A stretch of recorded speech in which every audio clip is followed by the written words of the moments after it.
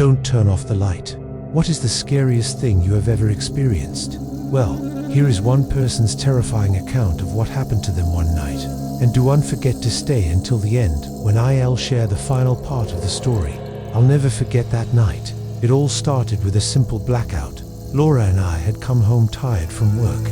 We just wanted to sleep. But as soon as we turned off the lights flickered violently. Then everything went dark.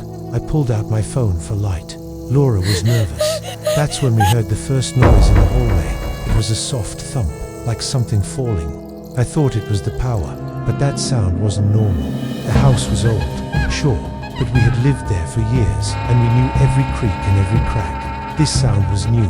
"Mateo, did you hear that?" Laura whispered. I shrugged, hoping I hadn't been wrong, but Laura wasn't convinced. She held my hand tightly, and together we moved toward the living room. She stared at me.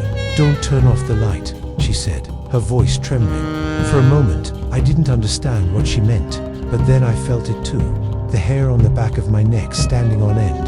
The hallway seemed longer now, the shadows deeper. I didn't want to turn off the phone light. Not now. Not when we were alone in a house without electricity, surrounded by absolute darkness. It was our only defense. At the end of the hallway, we saw a silhouette, tall, motionless.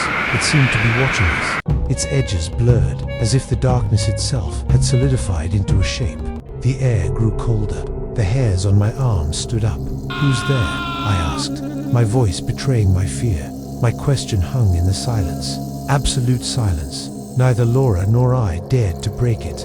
Then I aimed the light at the figure. It was gone, but the air felt heavy, charged with an energy that made the hairs on my arms stand on end. Laura kept staring at me, her eyes wide and fearful. She was pale. "Don't turn off the light," she whispered urgently, almost crying. I didn't understand why she was so afraid, but I listened. In the eerie quiet, her words echoed in my ears. "Don't turn off the light." What could be lurking in the darkness? Was there something sinister watching us? Or was it all just a figment of our imagination? That was our first mistake, thinking we were safe. When the power goes out, it's best to use a flashlight or a candle. This way, you're more likely to notice any dangers around you. Also, you may be able to use your phone as a light source, but make sure it's fully charged. It took us a long time to fall asleep that night, tossing and turning in bed with the phone light beside us. But then suddenly it happened again. A flicker, then darkness. My heart skipped a beat. Laura stirred beside me, mumbling in her sleep. I pressed my hand against hers, feeling her warmth, grounding me in reality. Then it hit me. The entire house was plunged into darkness. It wasn't just our room. With a deep breath, I reached for my phone, its screen casting a small, shaky light into the darkness. Laura woke up with a gasp. "Stay here," I whispered, my voice firm despite my pounding heart. I had to check if everything was okay.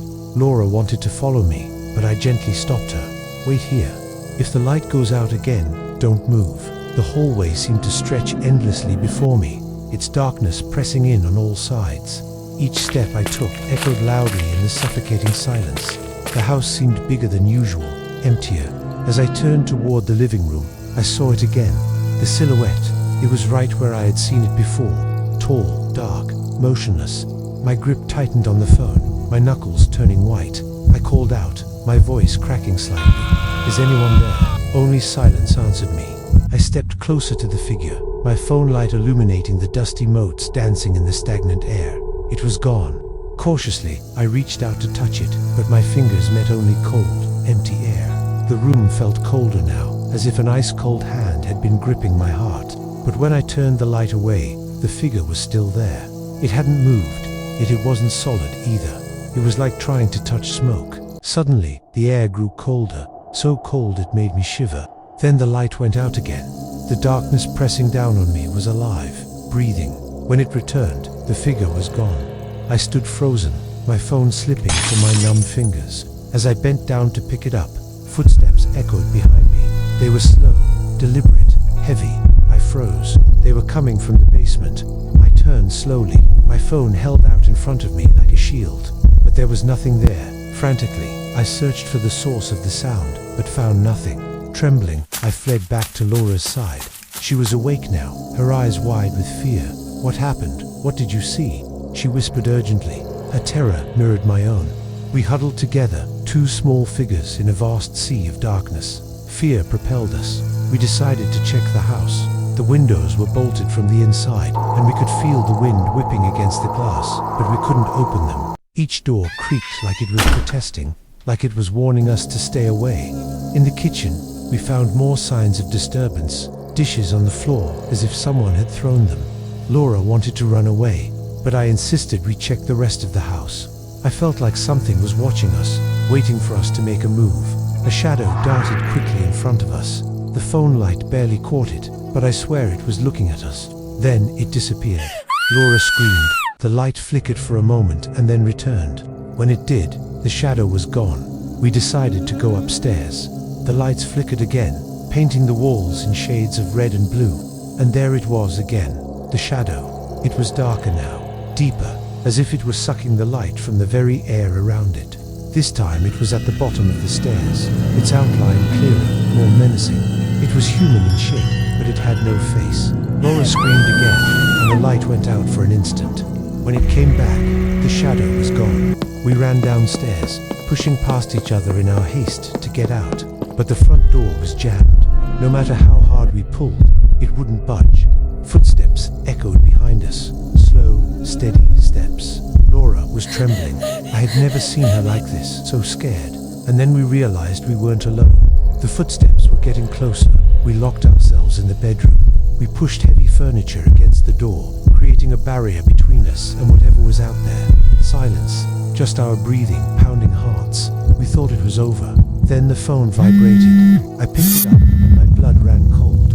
On the screen was a strange message. Don't turn off the light. My skin crawled. Who could be texting us in the middle of this? Who would be so cruel? Laura started crying. All I could do was hold her. The cold intensified, seeping into our bones. And then we felt it, a breath behind us. Warm, hot breath on the back of our necks. We didn't turn around. We didn't want to. We knew we weren't alone. It was there with us in the room, in the darkness, watching, waiting. The scariest part is that sometimes our minds play tricks on us. Sometimes what we fear is right in front of us, hiding in plain sight. This is a scary story based on real events shared by a user on Reddit. Many people doubted the story, but then similar stories started appearing online. Could these be true accounts or just a clever story? You decide. If you want to hear more terrifying tales, stay tuned. And remember, in the darkest moments, even a small light can guide you home.